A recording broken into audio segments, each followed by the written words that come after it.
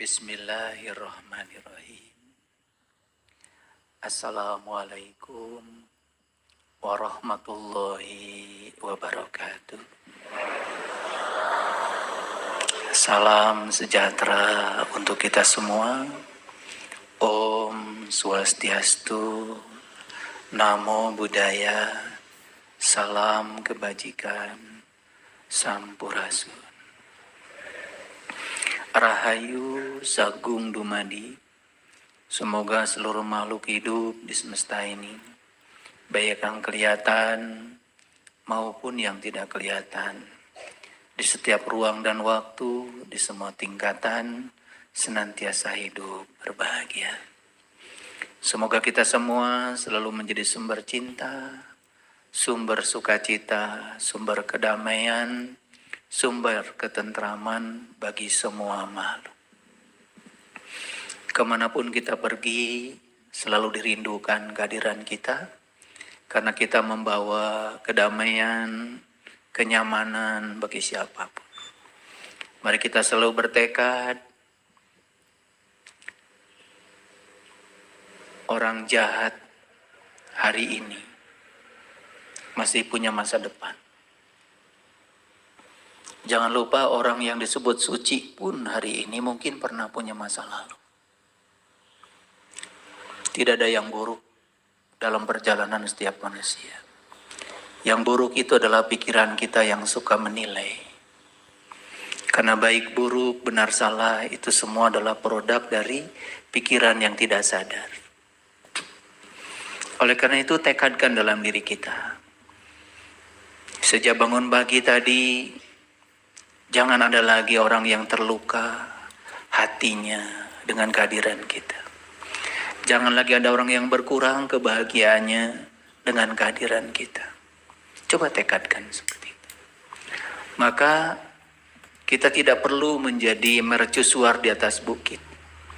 Jadi lilin kecil saja sudah bagus.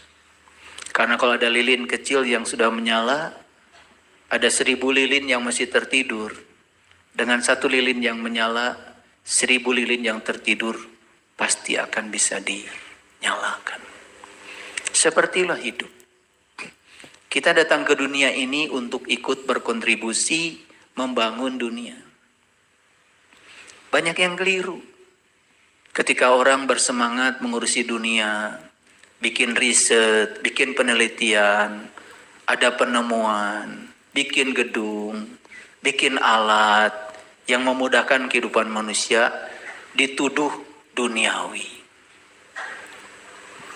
Yang sibuk ngurusi ritual, walaupun tidak ada dampaknya terhadap kehidupan, disebut soleh. Jadi kebalik-balik. Padahal kita datang ke dunia ini memang oleh Allah diutus untuk ikut serta berkontribusi mempercantik dunia yang sudah cantik ini. Makanya ajaran leluhur kita itu sangat jelas.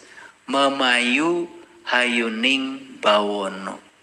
Ikut mempercantik dunia yang sudah cantik ini. Siapapun orang yang berkarya di dunia ini pasti dituduh duniawi. Padahal dia sesungguhnya yang soleh. Dia sesungguhnya yang berkontribusi, bermanfaat hidupnya. Bukankah Rasulullah mengatakan sebaik-baiknya manusia yang bermanfaat bagi manusia yang lain? Oleh karena itu hari ini saya akan membawa para sahabat semua untuk mengubah paradigma. Siapa sih sesungguhnya manusia yang bermanfaat itu? Makanya hari ini saya akan berbicara secara mendalam tentang hidup yang bermakna. Seperti apa sih hidup yang bermakna itu? Yang bermanfaat itu. Makanya hari ini saya akan berbicara secara mendalam tentang hidup yang bermakna. Seperti apa sih hidup yang bermakna itu? Karena walaupun judul ini kelihatan sangat biasa, kalau kita mengelaborasi lebih dalam, nanti akan terasa luar biasanya.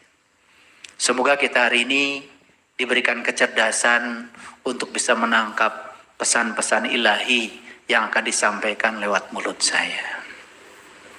Oleh karena itu, mari kita berterima kasih atas segala berkah yang diberikan Allah kepada kita. Dengan memujinya, membaca hamdalah. Alhamdulillahi Rabbil Alamin. Segala puji hanya milik-Mu ya Allah. Tidak ada jasa kami, tidak ada kebaikan kami. Karena kami datang ke sini semata-mata hanya digunakan oleh-Mu sebagai kepanjangan tangan-Mu untuk menyampaikan cinta kasih.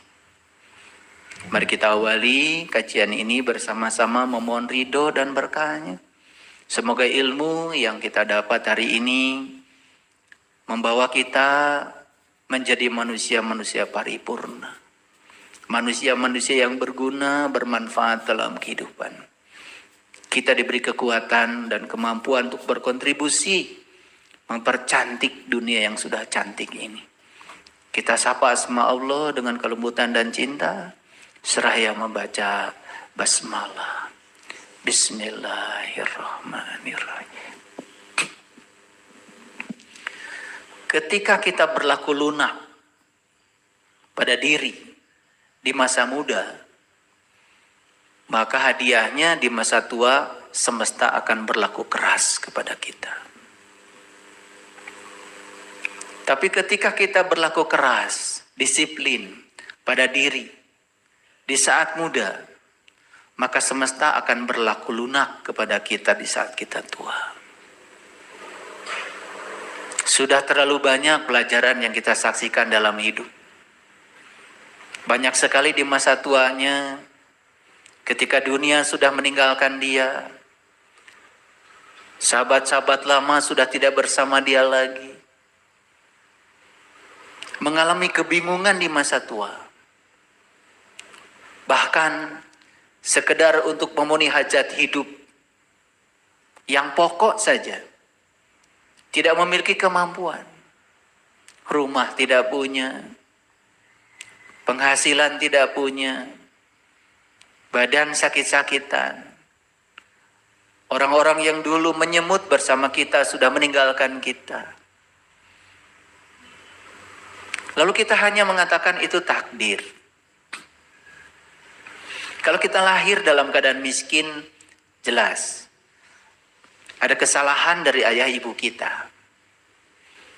Tapi kalau kita mati dalam keadaan miskin, jelas itu salah kita. Tidak boleh hidup itu berjudi. Tidak boleh membiarkan masa depan kita dalam ketidakpastian. Semua harus pasti. Karena sesungguhnya indikator-indikator untuk memastikan tentang masa depan kita itu sudah demikian jelas. Untuk tahu apakah sholat kita diterima atau tidak oleh Allah, tidak usah tanya malaikat, tidak usah tanya Allah. Lihat saja setelah sholat, apa yang berubah dengan diri kita. Tambah bijaksana, tambah dewasa, kemampuan memaafkan tambah luas, kemampuan memahami setiap orang tambah tinggi, itu saja.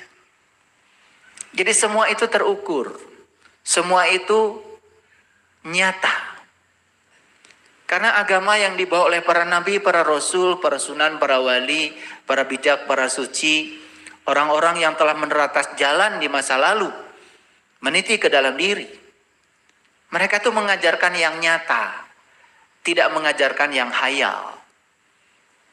Mereka mengajarkan yang bukti. Mereka tidak mengajarkan yang ilusi. Oleh karena itu, saya akan awali kajian kita hari ini dengan menyampaikan 5 hal yang sangat penting. Hampir semua orang mengalami putus asa dalam kehidupan ini. Karena apa? Faktor utamanya karena malas. Malas. Bukan sekedar putus asa. Bahkan berikutnya kehilangan harga diri.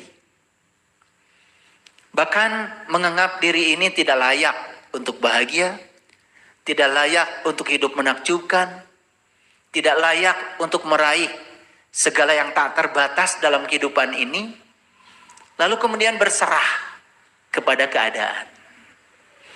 Faktor utamanya adalah malas sebetulnya. Coba kita sadari, jika kita tidak mengupayakan hal terbaik dalam hidup, jangan berharap akan memperoleh hasil yang terbaik. Karena semua akibat yang akan diterima setiap orang tergantung sebab yang menimbulkannya. Jadi aneh, ingin punya akibat yang baik, tetapi tidak menimbulkan sebab yang baik. Ingin mendapatkan akibat yang menakjubkan, tetapi tidak menciptakan sebab yang akan menimbulkan akibat yang menakjubkan. Semua menyerah pada keadaan. Berjudi. Semuanya dalam ketidakpastian. Padahal hukum Allah mengajarkan, jika kamu tidak mengupayakan hal terbaik, jangan berharap kamu akan memperoleh hasil yang terbaik. Allah di Quran mengatakan, "Wa man kana fi hadhihi a'ma wa huwa fil akhirati a'ma wa adallu sabila." Barang siapa yang buta di dunia ini, niscaya di akhirat akan lebih buta dan jalannya akan sesat. Itu Quran. Surat Al-Isra ayat 72. Jadi tidak mungkin di dunia buta tiba-tiba di akhirat melek.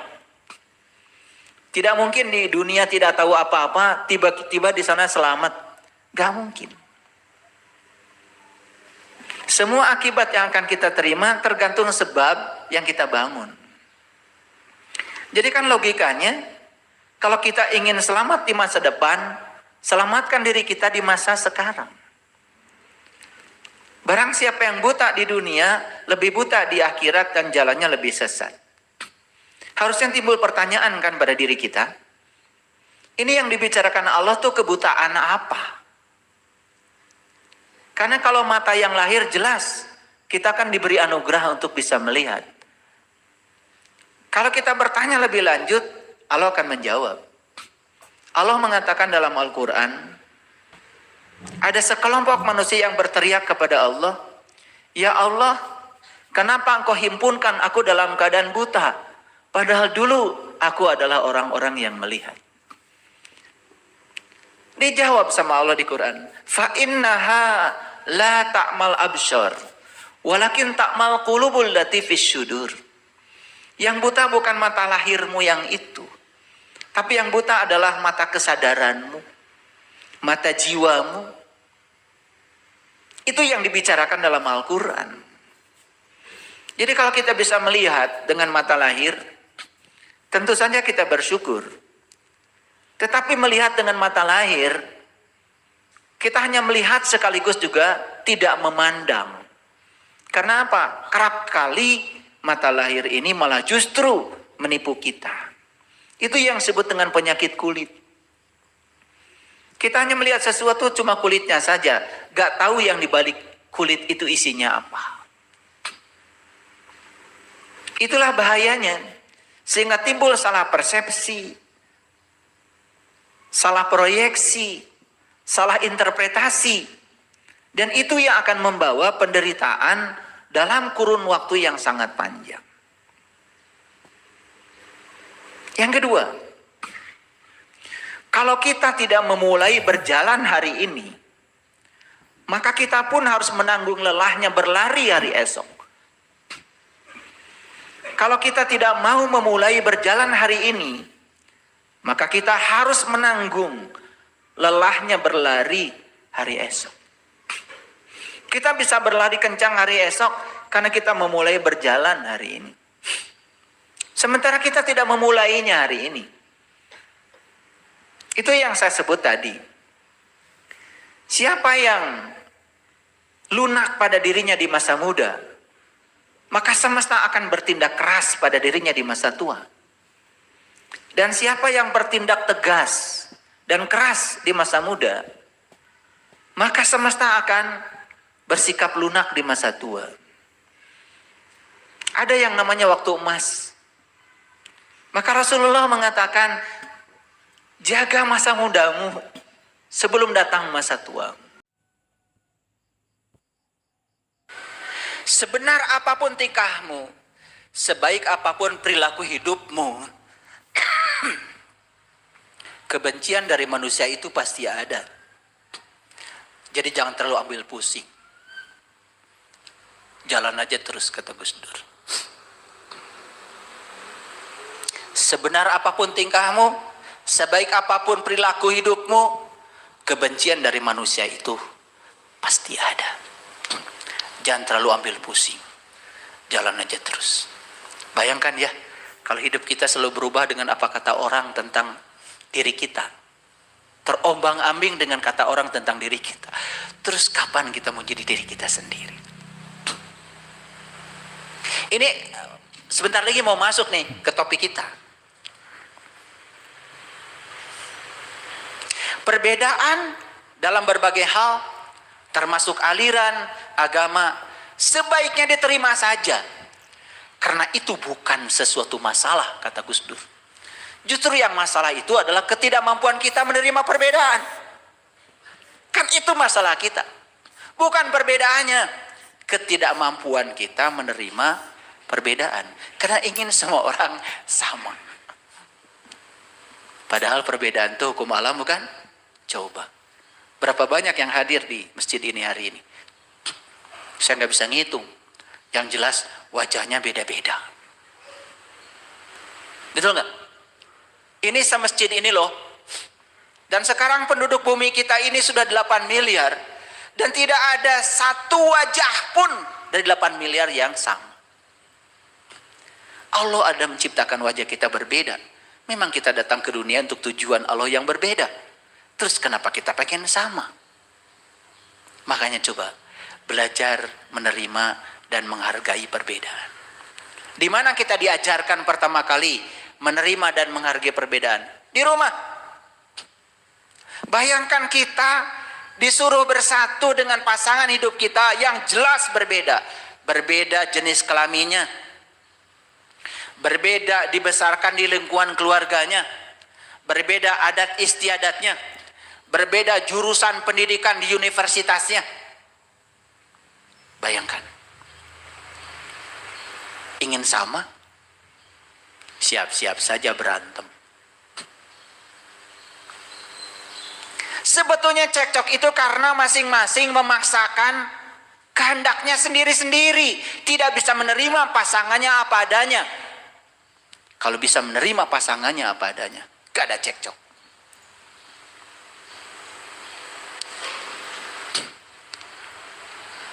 Makanya Allah itu tidak menyukai perceraian. Kenapa? Orang yang memutuskan perceraian itu sebetulnya dia sedang lari dari masalah yang dihadapinya, bukan solusi.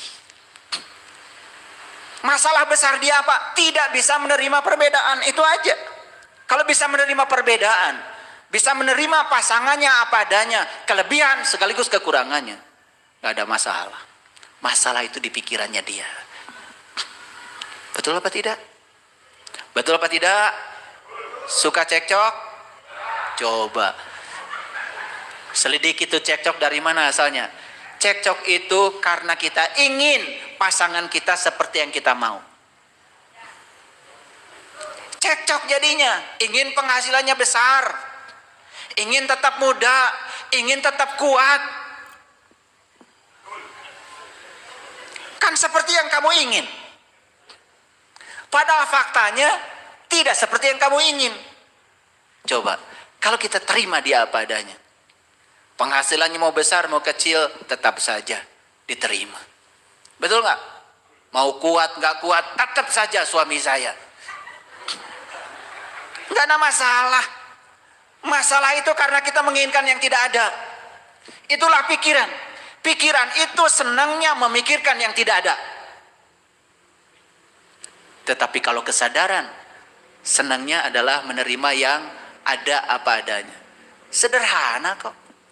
Nih saya kasih tahu ya, jangan ketika tidak cocok cerai. Itu bukan contoh yang bagus. Dan kalau kamu bercerai, kamu juga akan dapat yang sama. Kalau nikah lagi, gak akan dapat yang lebih bagus dari itu. Sama atau lebih buruk. Ini kesadaran. Sekali lagi ini kesadaran.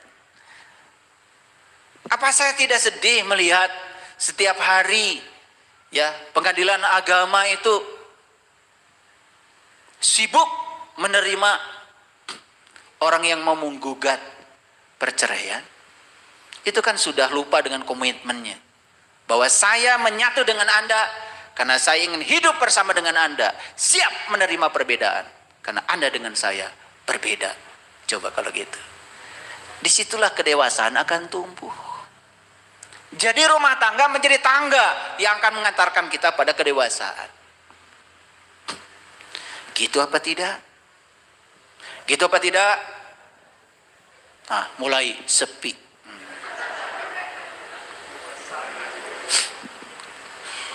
Nah sekarang bagaimana supaya hidup kita bermakna?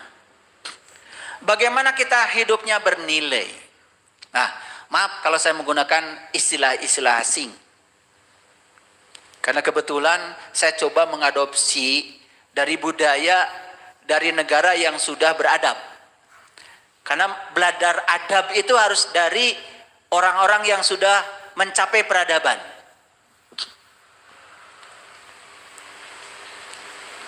Dan ternyata kalau di Jepang ada yang namanya ikigai. Iki itu artinya hidup, gai itu bermakna. Jadi hidup bermakna. Itu ikigai bahasa Jepangnya. Bahasa leluhur kita itu lebih lengkap lagi.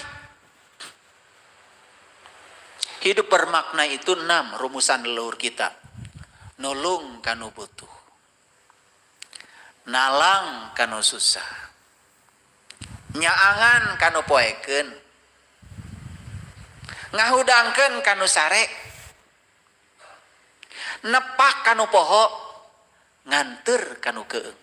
Coba nanti kita lihat rumusan peradaban leluhur kita. Kita coba cari sinkronisasinya dengan rumusan peradaban dari budaya lain. Dan saya kenapa mengambil contoh Jepang? Ya karena saya banyak sekali bekerja dengan mereka di bidang saya. Keahlian saya di bidang semikonduktor. Jadi saya sangat ahli dalam bidang material elektronik. Riset-riset saya kebanyakan dalam bidang itu. Dan kebetulan saya banyak bekerja dengan mereka. Jadi saya tahu etos kerja mereka. Saya coba selidiki apa sih nilai hidup mereka ini. Dan saya coba bagikan. Dan ternyata saya menemukan simetrinya, sinkronisasi dari ajaran leluhur kita. Bayangkan. Leluhur kita sudah mengajarkan nulung kanu butuh. Apa sesungguhnya pesan di situ? Harus punya keahlian, harus menjadi seorang profesional. Dan itu yang dipesankan ayah saya dulu. Kalau kamu mau menjadi pembicara dalam bidang apapun, kamu harus kerja. Kalau kamu nggak kerja, omong kosong kata bapak saya.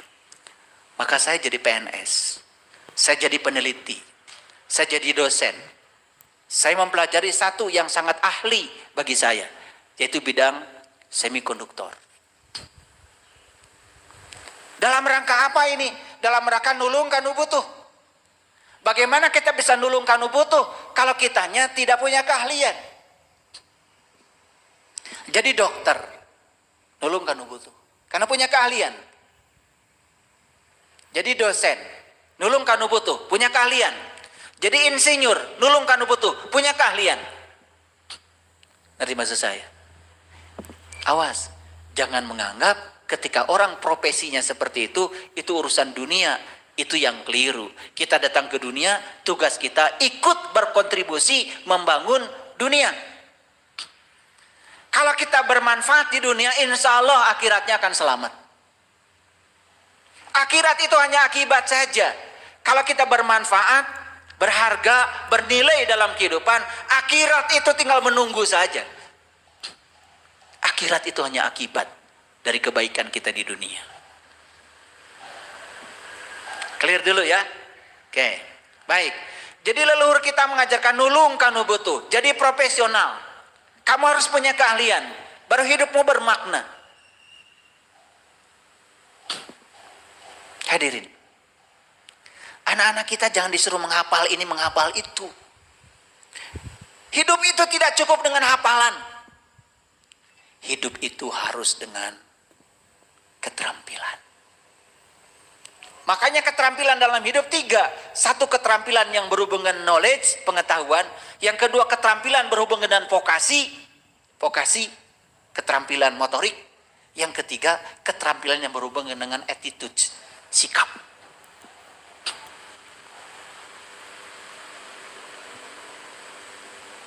Serius ya saya bicara ini kayak kuliah aja.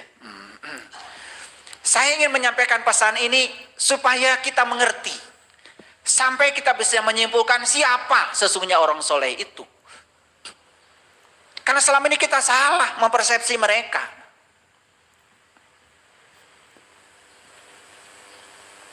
Saya pernah naik pesawat. Saya bilang sama orang yang duduk dengan saya, hebat ya yang bikin pesawat ini. Berapa lama orang melakukan penelitian sampai ditemukan pesawat? Dan bagaimana bisa menciptakan pesawat yang sangat complicated teknologinya itu? Tidak mungkin oleh orang-orang yang malas. Lalu ngomong, iya, tapi kan mereka itu kafir.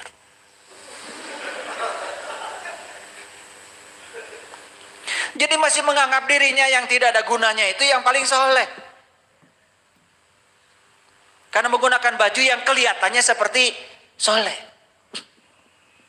Ini kan sudah salah persepsi. Dan menyepelekan karya orang lain. Menyepelekan penemuan orang lain. Coba. Dulu kita naik haji. Gak pakai pesawat. 40 hari naik kapal laut. Setelah ada pesawat. 9 jam kita sudah sampai di Jeddah. Betul apa tidak? Dan hari ini mungkin kita masih mempersepsi. Kalian yang menumpangi pesawat karena mau pergi ke sana lebih soleh daripada yang menciptakan pesawat.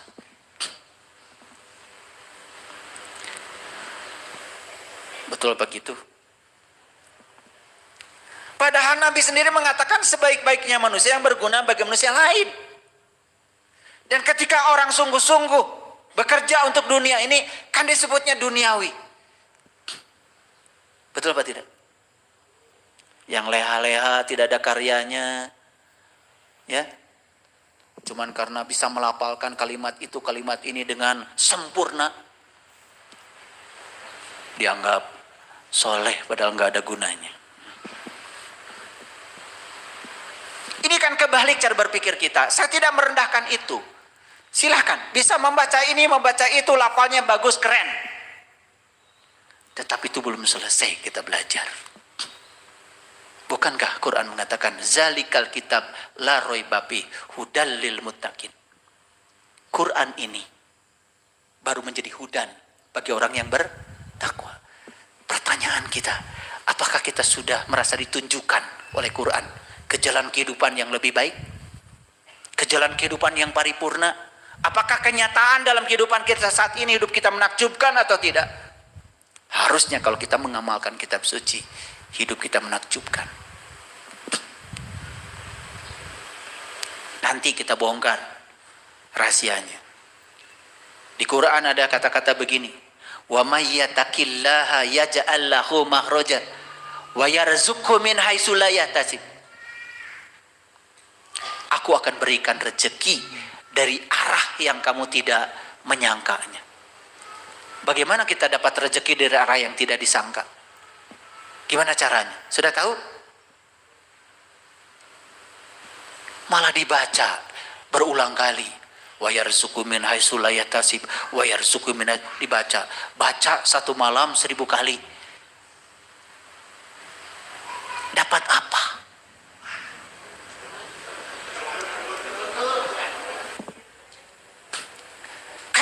harus ditafsirkan. Itu harus diimplementasikan. Gimana caranya supaya saya dapat rezeki dari arah yang tidak disangka. Saya dapat ilmunya. Mau? Saya jadi PNS. Saya jadi dosen. Kalau pagi-pagi saya bilang sama Allah, ya Allah, saya jadi dosen semata-mata karena jalan hidup yang kau berikan padaku. Saya jadi dosen karena saya sedang dipakai oleh engkau untuk menyampaikan cinta kasihmu pada orang-orang yang butuh bimbingan saya. Saya bekerja bukan untuk uang. Saya bekerja untukmu ya Allah. Begitu saya bekerja untuk uang, saya hanya dapat uang. Berarti saya menyangka yang menyelamatkan saya adalah uang. Tapi begitu saya membebaskan diri dari uang, saya bekerja. Bismillahi tawakkaltu 'ala Allah, la haula wala quwata illa billah. Saya bekerja karena saya sedang dipakai menjadi kepanjangan tangan Allah, menyampaikan cinta kasih Allah kepada orang-orang yang butuh layanan keahlian saya. Makanya setiap hari tanggal 1